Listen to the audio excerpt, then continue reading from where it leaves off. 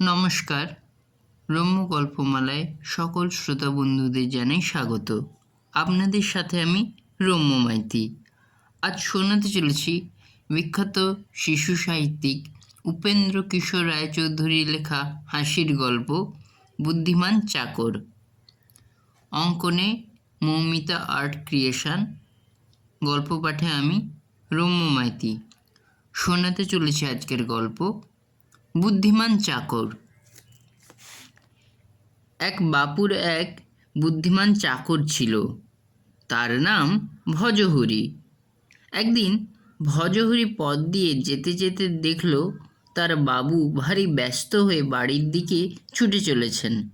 ভজহরি জিজ্ঞাসা করল, বাবু কোথায় যাচ্ছেন?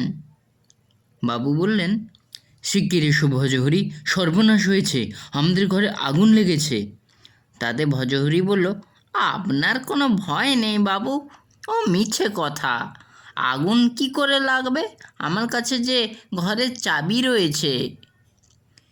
ভজহরি গেল কলুর দোকানে এক সের তেল কিনতে। কলু তাকে এক সের তেল মেপে দিল, তাতেই তার বাটিটি ভরে গেল। তখন ভজহরি বলল, ফাও দেবে না? কলু বলল, হ্যাঁ দেব বই কি, কিসে করে নেবে? ভজহরি ভাবল, তাই তো, কিসে করে নি, কিন্তু ফাও না নিয়ে গেলে যে বাবু আমাকে বোকা ভাববেন।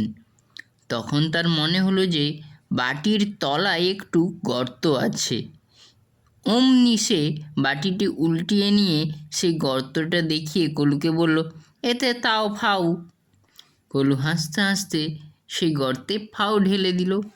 ভজহরি মহা খুশি হয়ে তাই নিয়ে বাড়ি এলো।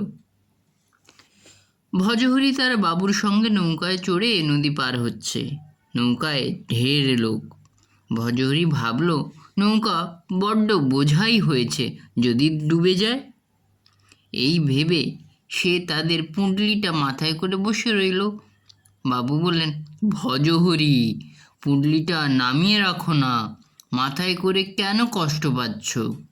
ভজহরি বলল, আগে না, নৌকা বড্ড বোঝাই হয়েছে, পুঁটলিটা তাতে রাখলে আরও বোঝাই হয়ে যাবে। বাড়িতে চোর এসেছে। ভজহরি তা টের পেয়েছে। সে ভাবল ব্যাটাকে ধরতে হবে। তখন সে মাথায় শিং বেঁধে ল্যাজ পরে উঠোনের কোণে গিয়ে দাঁড়িয়ে রইল। মতলবখানে এই যে চোর নিশ্চয় তাকে দেখে ছাগল মনে করে তাকে চুরি করতে আসবে, তখন সে তাকে জড়িয়ে ধরবে। চোর এলো, ঘরে গিয়ে ঢুকলো। ভজহরি উঠোনের কোণ থেকে বলল, ম্যা। চোর ঘরের সব জিনিসপত্র বাইরে এনে একটি পুঁটুলি বাঁধল। ভজহরি তাকে বলল, ম্যা। তা চোর তাড়াতাড়ি সেই পুঁটুলি নিয়ে আস্তা কুড়ের উপর দিয়ে ছুট দিল। তখন ভজহরি হেসে গড়াগড়ি দিয়ে বলল, ব্যাটা কি বোকা, আস্তা কুঁড় মারিয়ে গেল, এখন বাড়ি গিয়ে স্নান করতে হবে। রামধন লোকটি বেশ সাদাসিধে, কিন্তু একটু রাগী। সে গিয়েছে চোরেদের বাড়ি চাকরি করতে। রাত্রে চোরেরা এক জায়গায় চুরি করতে গেলে রামধনকেও সঙ্গে নিল। সেখানে রামধনকে একটা কচু বনে বসিয়ে দিয়ে বলল, তুই এইখানে চুপ করে বসে থাক, আমরা চুরি করে জিনিস নিয়ে এলে সেগুলো বয়ে নিয়ে যাবি। রামধন বলল, আচ্ছা। চোরেরা সিঁধ কাটছে। রামধন কচু বনে বসে আছে। সেখানে বেজায় রকমের মশা। রামধনকে কামড়িয়ে পাগল করে তুলল। বেচারা অনেকক্ষণ শুয়ে চুপ করেছিল, তারপর চটাস চটাস করে দু একটা মারতে লাগলো। শেষে রেগে গিয়ে লাঠি দিয়ে মেরে কচুবন তোলপাড় করে তুলল।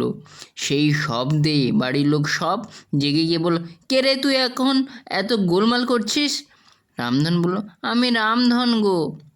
বাড়ির লোকেরা বলল, ওখানে কি করছিস? রামধন বলল, আপনাদের ঘরে যে সিঁধ হচ্ছেন। তখন তো আর ছোটাছুটি হাঁকাহাঁকির সীমাই রইল না। চোরেরা আর চুরি করবে কি, তাদের প্রাণ নিয়ে পালিয়ে আসাই ভার হলো।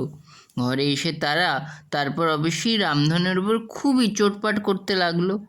সে বলল, কী করি ভাই, আমার রাগ হয়ে গেল, যে ভয়ানক মশা। চোরেরা বলল, আচ্ছা খবরদার, আর কখনো এমন করিস নে। পরদিন চোরেরা আবার রামধনকে নিয়ে চুরি করতে গিয়েছে। এবারে রামধন ঠিক করে বসেছে যে মশায় তাকে খেয়ে ফেললেও আর সে টুঁ শব্দটি করবে না। আর চোরেরাও বেশ বুঝে নিয়েছে যে রামধনকে বাইরে রেখে ঘরে ঢুকলে বড়ই বিপদ হতে পারে। তাই ভেবে তারা ঠিক করেছে ওকে ঘরে ঢুকিয়ে দিয়ে তারা বাইরে দাঁড়িয়ে থাকবে। একটা বাড়ির কাছে এসে চোরেরা বাইরে থেকেই কেমন করে তার একটা দরজার ছিটকিনি খুলে ফেলল।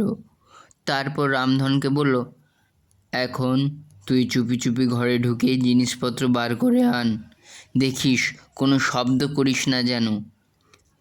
রামধন দরজা খুলে ঘরে ঢুকতে গেল। দরজার কবজায় ছিল মরচে ধরা, তাই দরজা ঠেলতেই সেটা বলল, কাঁচ। রামধন থতমত খেয়ে অমনি থেমে গেল। তারপর আবার যেই ঠেলতে যাবে অমনি দরজা আবার বলল, কাঁচ। রামধন তাতে দাঁত খিচে বলল, আহ, বলে আবার থেমে গেল। তারপর রামধন কিছুতেই আর রাগ সামলাতে পারল না। তখন সে পাগলের মতো হয়ে প্রাণপণে সেই দরজা নাড়তে নাড়তে চেঁচিয়ে বলতে লাগলো, ক্যাঁচ ক্যাঁচ ক্যাঁচ ক্যাঁচ। তারপর কী হলো বুঝতেই পারো। এসব তো শুধু গল্প। এবার একটি সত্যিকারের চাকরের কথা বলি। তার নাম ধরে নাও কেনারাম। কেনারাম সেজেগুজে একটা বোটের ছাদে উঠে বসে আছে। তার বাবুর সঙ্গে এক জায়গায় তামাশা দেখতে যাবে। খানিক বাদেই বোটের ভিতর থেকে জুতোর শব্দ এলো। কেনারাম বুঝলো বাবু বেরুচ্ছেন, এই বেলা যেতে হবে। সে অমনি তাড়াতাড়ি বোটের ছাদ থেকে লাফিয়ে পড়ল, আর পড়ল ঠিক তার বাবুর ঘাড়ে। প্রথমে যখন কেনারাম আসে তখন একজন পুরনো চাকর বলেছিল, বাবু কাছারি থেকে এলে রোজ তাঁকে পান খেতে দিও। একদিন বাবু কাছারি থেকে এসেই পায়খানায় গেলেন। কেনারামও তাড়াতাড়ি সেইখানে গিয়ে তাঁকে বলল, বাবু পান এনেছি। কেমন লাগলো আজকের এই গল্পটি? কমেন্ট বক্সে অবশ্যই লিখে জানান, এবং গল্পটি ভালো লাগলে লাইক শেয়ার করুন, এবং পরবর্তীকালে নিত্য নতুন নানা স্বাদের গল্প পেতে এখনই আমার চ্যানেলটি সাবস্ক্রাইব করে আমার পাশে থাকুন। ধন্যবাদ।